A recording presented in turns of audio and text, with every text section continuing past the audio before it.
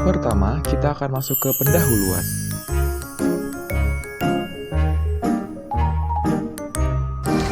Secara umum, nyanyian burung berfungsi untuk mempertahankan daerah edar atau kekuasaan burung dan menarik perhatian betina. Untuk menghasilkan suara, burung melibatkan koordinasi antara proses respirasi, organ vokal utama atau syrinx, dan serangkaian jalur vokalisasi lainnya.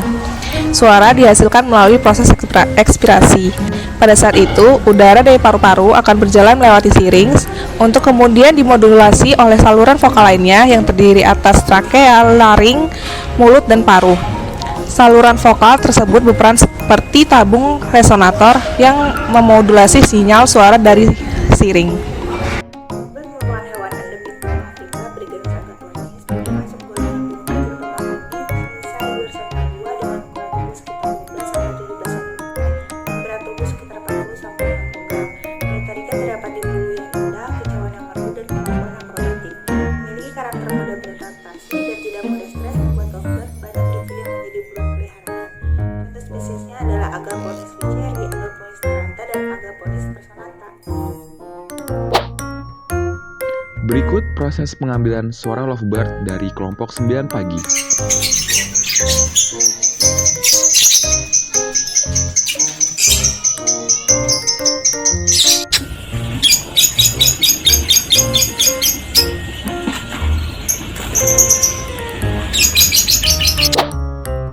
Berikut cara menganalisis suara lovebird dengan aplikasi Audacity. Halo teman-teman, mari kita belajar cara menganalisa suara burung melalui software Audacity. Jadi kami dari kelompok 9 memiliki rekaman suara lovebird. Yang harus kita miliki yang pertama adalah rekaman suara burung dan yang kedua software Audacity. Langkah pertama adalah kita bisa buka Audacity di perangkat masing-masing seperti ini. Kemudian kita bisa klik OK. Lalu untuk memasukkan atau import file yang kita mau analisa, kita bisa klik File, kemudian Import, kemudian Audio, dan kita pilih file mana yang mau kita masukkan. Ini kita klik, kemudian kita bisa lihat sudah masuk, tetapi ada banyak pengotor ya di sini. Jadi kita harus noise reduction. Cara noise reduction kita bisa secara manual di blok seperti ini, atau kalau mau lebih cepat kita bisa langsung Ctrl A. Kemudian kita klik Effect di sini dan Noise Reduction. Kita klik Get Noise Profile. Setelah itu kita kembali klik Effect, kemudian Noise Reduction lagi, dan kita klik OK di bawah sini. Tunggu beberapa saat dan jadi pengotornya sudah hilang. Kita bisa lihat ada beberapa chirp di sini, 1, 2, 3, 4, 5, 6, 7, 8, 9, 10, 11, 12, 13. Ada sekitar 13 chirp. Untuk mengukur length dari chirpnya, kita bisa blok chirpnya. Contohnya di sini kita blok aja seperti ini. Kemudian kita bisa lihat lengthnya itu 1,275 second. Kemudian kita juga bisa melihat durasi antar chirp. Contohnya di sini, ini chirp 1, ini chirp 2, kita blok aja di tengah-tengahnya seperti ini. Lalu kita bisa lihat di bawah, jarak antar chirpnya 0,816 second. Kemudian kita bisa blok satu chirp, contohnya yang ini kita blok, untuk mengetahui ada berapa silabel dalam satu chirp. Lalu kemudian kita klik zoom yang ada di kanan atas, sampai terlihat ada silabelnya. Kita bisa lihat di sini ada 1, 2, 3, ada 3 silabel dalam satu chirp. Lalu kita juga bisa mengukur berapa waktu yang dibutuhkan pada satu silabel. Kita bisa blok silabelnya, bisa blok di sini seperti ini. Kemudian kita bisa lihat di bawah 0,141 second. Kemudian kita juga bisa melihat jarak antar silabel. Contohnya dari sini ke sini. Kita bisa blok seperti ini, kemudian kita lihat lagi di bawah 0,055 second. Itu jarak antar silabelnya. Kemudian kita bisa kembali ya, kita bisa zoom out lagi seperti ini. Cukup. Kemudian kita juga bisa mengetahui intensitas terendah, intensitas tertinggi, frekuensi terendah, dan frekuensi tertinggi. Caranya adalah dengan cara kita memblok semua, Ctrl A, kemudian kita klik generate. Maksud saya klik analyze.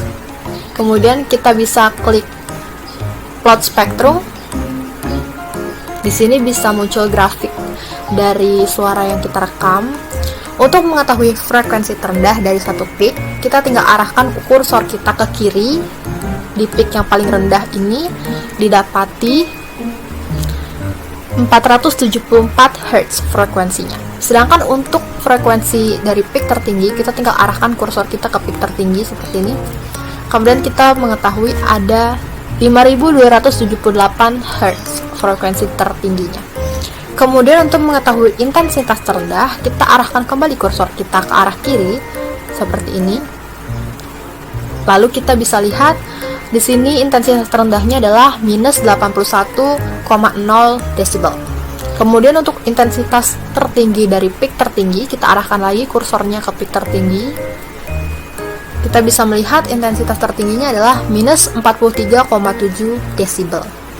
Kita juga bisa mengetahui rentang frekuensi dan intensitas di peak tertinggi dan juga rentang frekuensi dan intensitas di peak terendah. Kalau di peak terendah, kita tinggal geser kursornya ke kiri, kita mendapati bahwa rentangnya adalah 474 Hz dan minus 81,0 desibel. Sedangkan di tertinggi, rentangnya ada 5278 Hz dan minus 43,7 desibel. Berikut data hasil analisis suara lovebird dari kelompok 9 pagi.